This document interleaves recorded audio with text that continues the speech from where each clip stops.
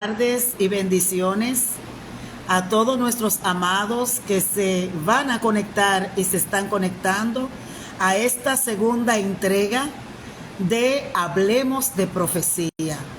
Comienza a compartir el link en este momento, comienza a compartir, dale señal de alerta a nuestros amados hermanos que estamos transmitiendo en vivo y que vamos a hablar hoy de un tema que está sobre la palestra y vamos a verlo desde la perspectiva bíblica.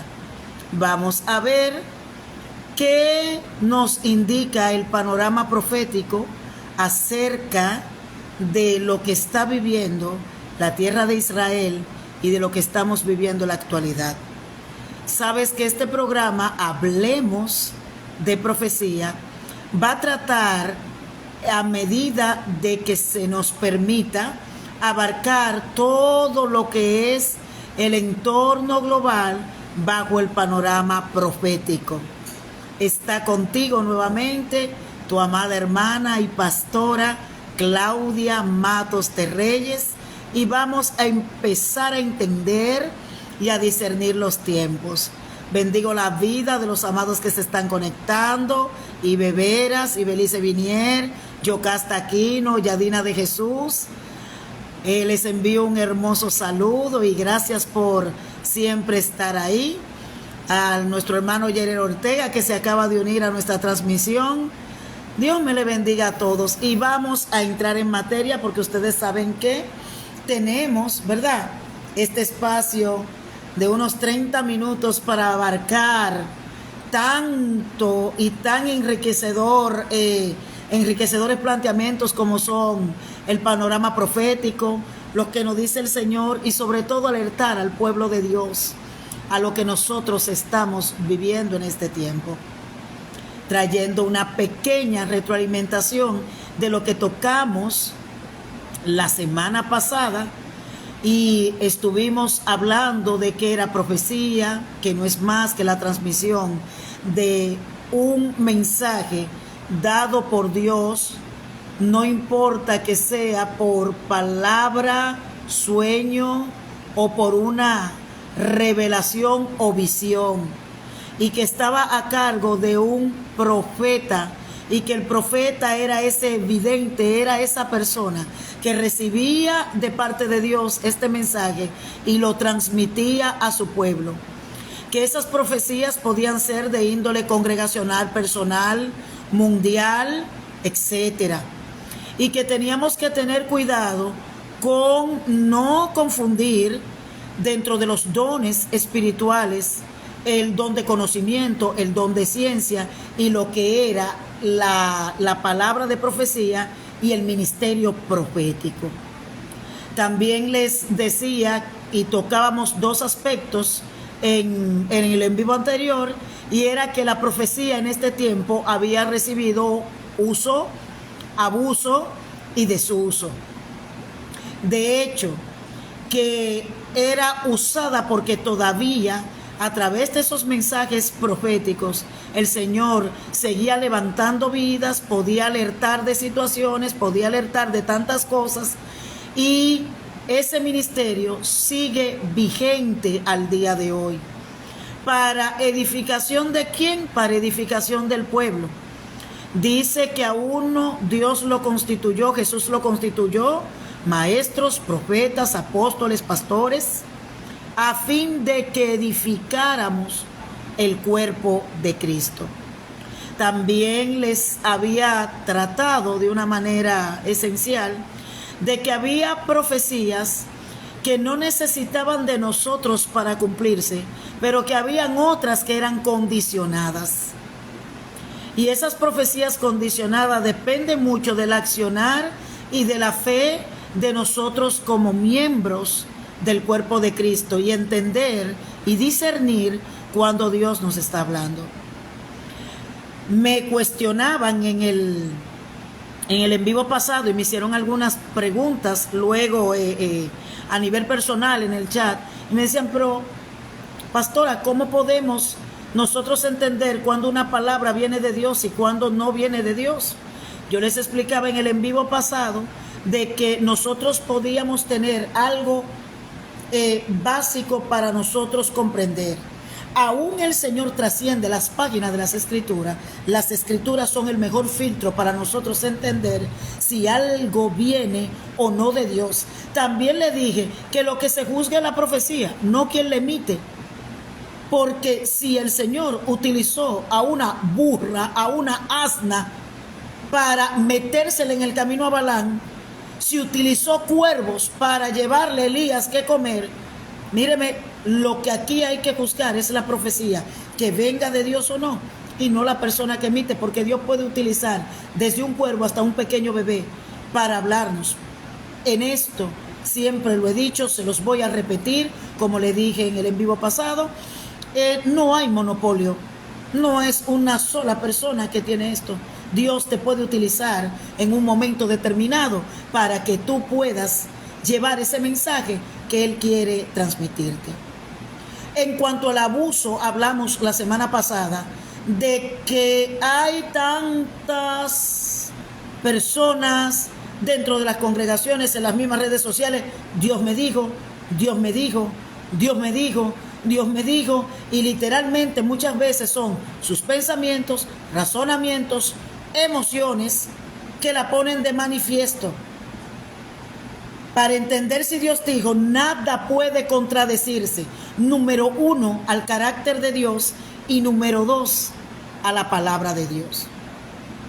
Ahora nosotros también tenemos que hablar en el entorno del desuso de ese don de profecía. Hay gente que lo despasan, hay gente que entienden que ya Dios no utiliza a nadie para hablar. O actualmente lo que se hace es que te cuentan un problema y la gente cree que contándote el problema va a sensibilizarte a ti para que venga una palabra de Dios. No, Dios no necesita que le comuniques a nadie alguna situación. Dios es certero cuando responde. Dios siempre sabe lo que necesitamos y cuándo lo necesitamos. Pero debido a este nivel de incidencia hay un desuso. Inclusive el don profético está siendo descalificado, diciendo que Dios no habla en la actualidad. Por ejemplo, hay ciertos grupos religiosos que dicen, bueno, que ellos que tenían la única profeta que existía, o que si algo no procede de ellos, no es Dios que lo ha dicho. Entonces es muy difícil. Hoy nosotros vamos a enmarcar algo que tenemos que conocer. Y el pueblo tiene que conocer, ese pueblo sobre todo, que está esperando que el Señor venga, que está esperando que Cristo venga por su iglesia, tiene que estar apercibido y tiene que estar preparados. Por eso nosotros estamos trabajando este tipo de en vivo. ¿Sabe por qué? Porque nosotros tenemos que poner cada panorama profético donde va, cada profecía enmarcarla donde va, en el momento, en el lugar correcto, a la hora determinada, porque si nosotros alamos por los moños lo que creemos, si caminamos por el hielo resbaloso de querer englobar todo lo que pasa a nivel geopolítico, social o económico y meterlo de cabeza en las escrituras, podríamos cometer errores garrafales. Por ende, para estudiar profecía, nosotros tenemos que determinar, número 1, qué tipo de profecías nosotros queremos abarcar. La que estamos tocando desde que iniciamos este en vivo, nosotros queremos referirnos al panorama profético, escatológico, y más bien lo estamos enmarcando antes de lo que es el arrebatamiento de la iglesia. Esta es una de las partes de la que nos estamos encargando. Las cosas que les voy a hablar son acontecimientos que deben ocurrir pre-arrebatamiento de la iglesia. ¿Por qué? Porque el arrebatamiento de la iglesia no tiene ni señales determinadas, ni momentos determinados. Súbito, instantáneo, puede ser ahora mismo en medio de este en vivo. Y lo que tocábamos la semana pasada en Mateo 24, yo les decía que Mateo 24 tiene una clave esencial para nosotros entender el tiempo en que estamos, porque cuando al Señor se le acercan, no le engloban todo el panorama y le dicen una sola pregunta, le dicen: dinos cuándo van a acontecer estas cosas, qué señales habrá de tu venida y del final de los tiempos. Entonces les establecía y les decía que lo primero que comenzó diciendo: miren que nadie los engañe. Perfecto. Y les enmarqué que antes de Cristo vinieron muchísimos que se hicieron pasar por el Mesías, no eran el Mesías, fueron y vinieron. Sin embargo, en ese tiempo él dijo: porque muchos dirán que soy yo y a muchos engañarán. Pero fuera de él, en el tiempo donde él estaba, no había nadie más, ni que hiciera, ni que hablara, ni se autotitulara con los títulos que se daba Jesús. Yo soy la verdad, yo soy el camino, yo soy la vida. Nadie había aparecido en el escenario bajo una dimensión de esta magnitud. Sin embargo, él dijo: mira, esto va a acontecer antes de que llegue el fin. Vendrán muchos diciendo en mi nombre yo soy, y a muchos se engañarán. Se oirán de guerra, rumores de guerra, hambre, pestes, terremotos en muchos lugares, pero no es el fin todavía. Sin embargo, él nos da una señal permanente para que nosotros entendiéramos en el tiempo en el que él se estaba refiriendo. Dice: mire la higuera, mire cuando tiene sus frutos, sepan que el verano está cerca a las puertas. Y Osea 9:10 compara a Israel con la higuera. Ahora, nosotros hemos visto desde que Israel se funda como nación en 1948, esta generación está mirando de manera latente prácticamente todos los acontecimientos que Jesús, en su rol de profeta, había establecido para este tiempo.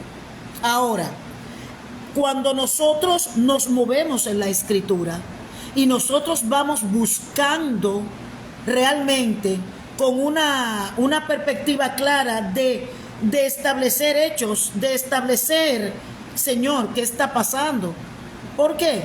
Porque cuando aparecen estos detonantes, aparecen estas situaciones de orden global, nosotros nos preguntamos: pero Dios, ¿qué está pasando? Oh Señor, ¿qué es? No simplemente que nosotros digamos: ay, que Cristo viene, de una manera como rutinaria.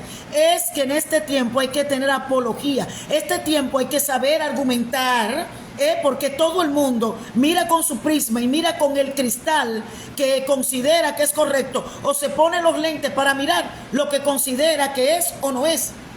Y este libro lo han desfasado mucho. Han dicho inclusive que hay que actualizarlo.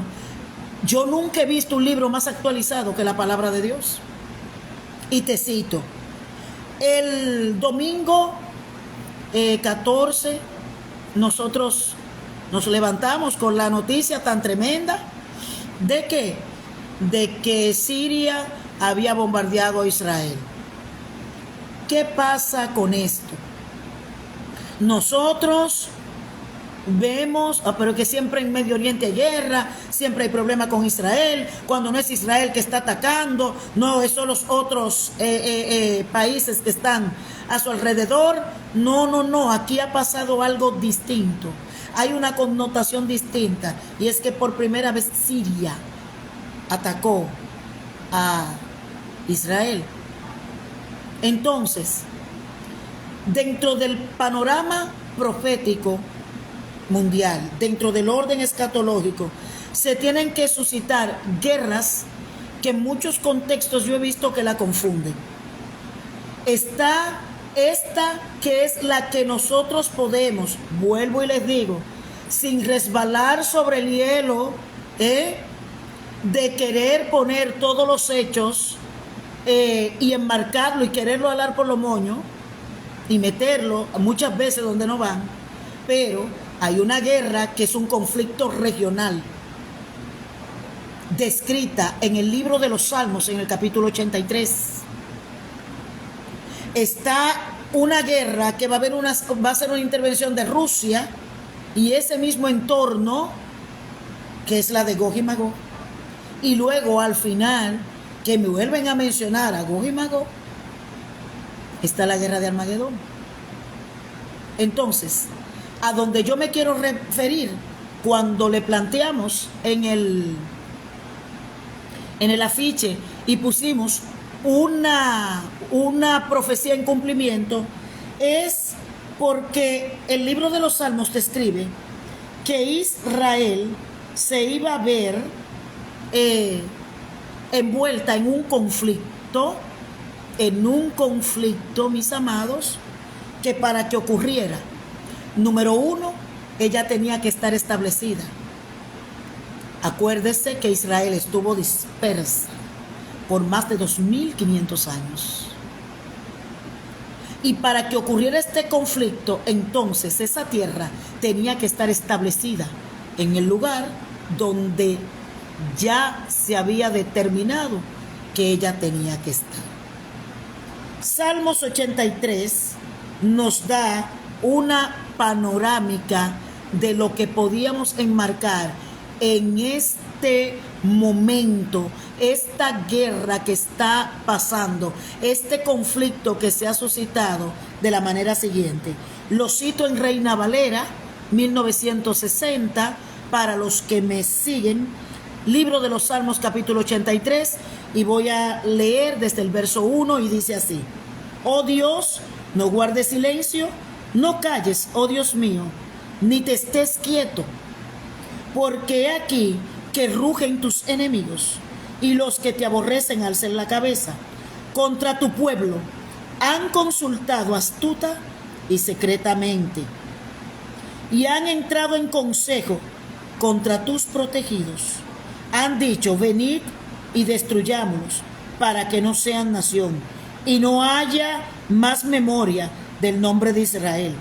Porque se confabulan de corazón a una, contra ti han hecho alianza las tiendas de los edomitas, de los ismaelitas, Moab y los agarenos, Gebal, Amón y Amalek, los filisteos y los habitantes de Tiro. También el asirio se ha juntado con ellos, y sirvan de brazo a los hijos de Lot. Entonces, ¿qué me está hablando ahí? Primero, no me está hablando de un conflicto global.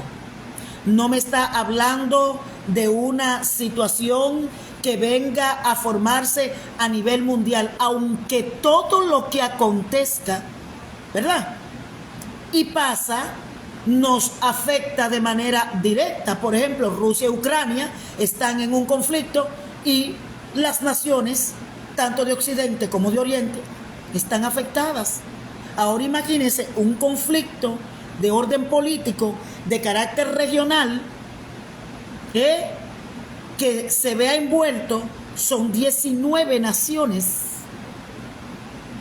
18 que conforman la Confederación de Países Islámicos, y está Israel, que está centrada en ese lugar.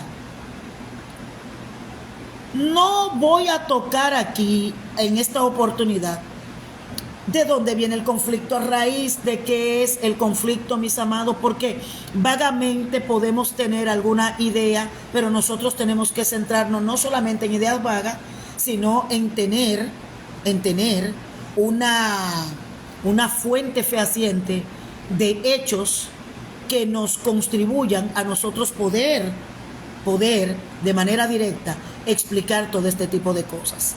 Por eso me voy a centrar. ¿Por qué hay una señal de alerta? Es que si estos países están sobre la mesa, han pactado. ¿Cuántas veces ha salido en los periódicos que ellos establecen que Israel tiene que ser borrada, que no puede ser nación, que no puede existir, que simplemente no debe de existir ese Estado de Israel? Entonces, este conflicto regional que está determinado en el libro de los Salmos, capítulo 83, aunque dentro del libro y dentro de la lectura que nosotros acabamos de tocar, ustedes oyen nombres como Edom, Moab, Agarenos, Gebal, Amón, Amalek, son los nombres antiguos de esas naciones actuales que nosotros estamos percibiendo al alrededor: Irán, Irak, Libia, Turquía. ¿Por qué? Porque Egipto tiene su nombre y lo tiene igualito. Desde el éxodo que nosotros lo vemos, ¿verdad?, hasta el día de hoy, Egipto tiene su nombre, pero estos han ido cambiando según el avance y lo que ha habido a nivel de guerras. ¿Qué sucede? Que es como si Israel estuviera metido dentro de él estuviera en medio de un círculo de personas o de países que entienden que por religión, que por primogenitura, porque Ismael fue el primogénito de Abraham, por primogenitura le corresponde todo lo que Israel tiene.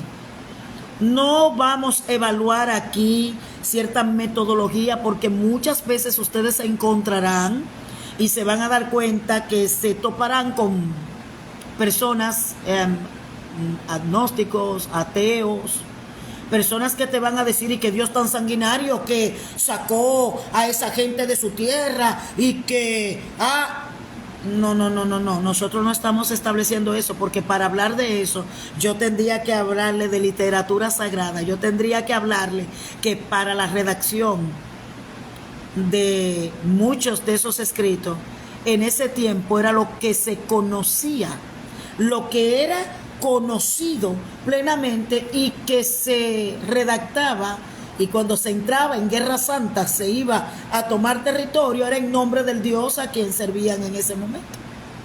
Pero esas son cosas que las ponemos en un platito aparte, aunque de manera esencial esta guerra regional tiene que ver con eso. Miren lo que pasa. Donde está el monte del templo, donde se supone que debe estar erigido el nuevo templo de Israel, ahí está la mezquita de Omán. Ahí es uno de los lugares más sagrados que tiene el pueblo islámico.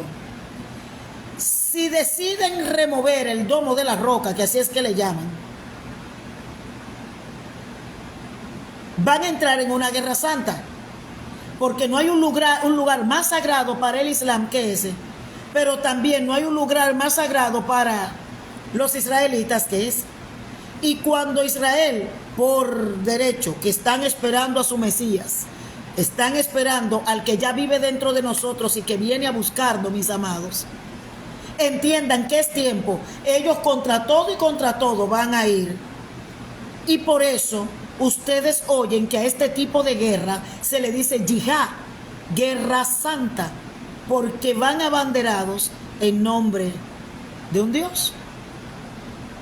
Pero cuando yo te hablo de Salmos 83, te estoy hablando de que puede ocurrir un panorama de esa manera, y que sí sea el cumplimiento fehaciente de esta profecía, en que va a haber una confederación de países en contra de Israel. Una de las cosas que también nos da un poco y un signo de alarma, un poquito de signo de alarma, es que Estados Unidos dice: yo no me voy a meter en esa guerra. Y Estados Unidos es uno de los mayores aliados de Israel. Ahora, yo lo que quiero que nosotros observemos, qué cerca estamos. Yo entiendo, posturalmente comprendo, que nosotros no estamos puestos para ira, que nosotros vamos a ser levantados y que nosotros estaremos con nuestro Señor y que nos librará de ese día de la ira, de la angustia de Jacob, como se establece. Pero nosotros nos dieron No podemos decir día y hora, porque por eso es que utilizo el término: nadie puede caminar en el hielo resbaloso de los acontecimientos mundiales y quererlo meter a la Biblia como si fuera un cronograma histórico o un libro histórico. Este es un libro teológico. Y la teología de este libro me dice que mayor que el juicio es la misericordia, y que este libro tiene un tema que se llama redención. Y le digo que todas las piezas en este juego están determinadas para que Salmos 83, esta confederación de naciones que se levante contra Israel, y venga un panorama descrito no grato, mis hermanos, porque por eso es que tenemos que tener los ojos en el ambiente global, pero también entendiendo el panorama y los tiempos que estamos viviendo. No solamente eso, en medio de este conflicto de Salmos 83, si nosotros vamos al libro del profeta Isaías, cuando comienza a declarar que Damasco va a desaparecer por completo y que va a ser ruina para chacales y que nadie va a poder habitarla, y que ahí todo ese territorio va a tener en un momento determinado como va a ser Israel, propiedad de Israel, donde van a apacentar, donde van a poder cruzar sin problema. Señores, nos están hablando de situaciones mayores, porque de la única manera que desaparezca completamente algo, antes quizás nuestros amados que no tenían este aumento de la ciencia como lo tenemos nosotros, no podían imaginárselo. Se podrían imaginar una situación como la de Sodoma y Gomorra, pero imaginarse el que desapareciera del panorama, solamente ustedes piensen con qué. Lanzando el qué en un lugar hace que todo desaparezca. Nosotros estamos en un ambiente de armas químicas, de armas nucleares, donde esos países que consideran que Israel debe ser erradicada, casi tienen armamento nuclear, pero también tomemos en cuenta que Israel ya posee armamentos. En esta guerra regional, ninguno ganamos, nadie gana. Por eso le pido a mis amados que, aunque nosotros sabemos lo que dice la Escritura, aunque nosotros sabemos que Israel es un pueblo que Dios escogió, pueblo físico, ¿verdad? Porque nosotros somos pueblo de Dios, que escogió y que mandó el Señor a que oráramos por ella, que pidiéramos por la paz. Por favor, nadie se vaya a dormir en sus laureles. Que ahora mismo es el tiempo de nosotros. Y cuando termine el trato con nosotros, entonces comienza el trato con esa tierra. Y sí, nadie lo dude de que ella va a ser salva. Claro, cuando aparezca el verdadero Mesías y crean en Jesús, en quien tú y yo creemos, al que estamos esperando y al que las señales dicen que Él está eminentemente cerca. El Espíritu, la novia, dicen ven. Nosotros, su pueblo, estamos diciendo ven. Las Escrituras, el panorama global, todo lo que está aconteciendo en la actualidad, está diciendo que Cristo viene pronto. Despierta, despierta, despierta. Es lo único que te digo en este momento. ¿Sabe por qué? Porque puedes encontrarte el mensaje hermoso, óyeme bien, el mensaje hermoso de la cruz que te dice, Cristo te ama y te quiere salvar. Pero cuando Cristo apareció, su primer mensaje fue arrepentíos. Si tú no crees que tienes que arrepentirte de nada, entonces no necesitas un Salvador. Y por eso la iglesia está adoleciendo de que haya cosecha de almas, porque no estamos enseñándole a las personas que Cristo viene, que hay un alma que salvar, que nosotros tenemos que mostrarle que las profecías están cumplidas, no por decirlo, no por empirismo, sino porque tenemos pruebas indubitables de que eso es así. Mis amados, libro de los Salmos, capítulo 83, del 1 al 8, nos dice que Cristo viene. Hay una guerra regional. Pongamos ojo a lo que está pasando. Dejemos de ver tanto TikTok, dejemos de ver tantos chistes. Tampoco te vayas a meter a que te envuelvan en un terror teológico y no en una genuina convicción de que Cristo viene y de que su palabra realmente se está cumpliendo, no porque me están infundiendo miedo, es porque es una realidad. Lo creas o no, Cristo viene. Libro de los Salmos, capítulo 83, una profecía en cumplimiento. Bendigo la vida de todos los amados que se han conectado. Bendigo a cada uno de ustedes y a todos los que vayan a ver este en vivo. También reciban las más gratas bendiciones. Les recuerdo que cada martes a las 5 de la tarde estaremos hablando de profecía. Dios le bendiga más.